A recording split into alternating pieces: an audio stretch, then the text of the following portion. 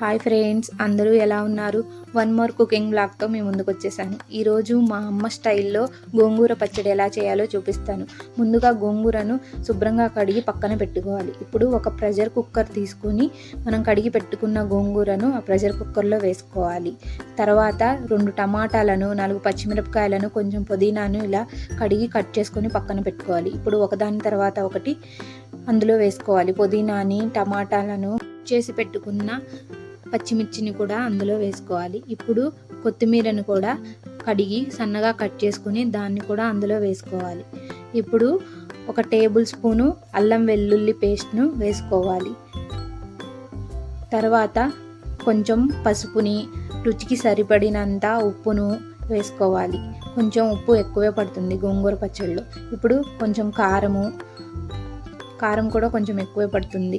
తర్వాత 1/2 tablespoon ధనియాల powder, 1/2 teaspoon garam masala వేసుకోవాలి. ఇప్పుడు కొంచెం వాటర్ వేసుకొని ఒకసారి స్పూన్తో బాగా కలుపుకోవాలి.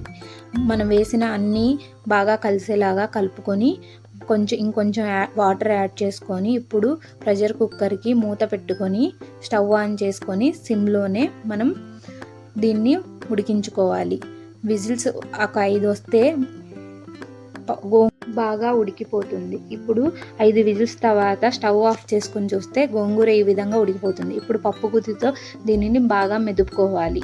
ఈ లోపల మనం స్టవ్ ఆన్ చేసుకొని ప్యాన్ పెట్టుకొని హీట్ చేసుకోవాలి తాలింపు కోసం.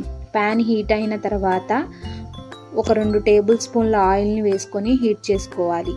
ఆయిల్ ఈ తాలింపుకు కొంచెం ఎక్కువే పడుతుంది.